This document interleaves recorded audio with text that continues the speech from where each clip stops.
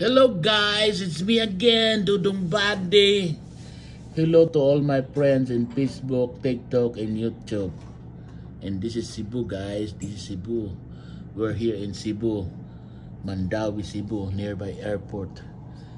Actually guys, ubanan ako akong anak kay mag-audition sa Got Talent Cebu. Hopefully na makuha siya, maselect siya para makabayad po may sa mga bayro nun ba, mga bills.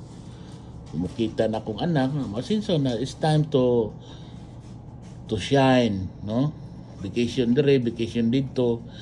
Kaya nga akong dungog manggod mga guys, ang akong anak Mike tingog mo na akong mga nadungog sa mga ningho,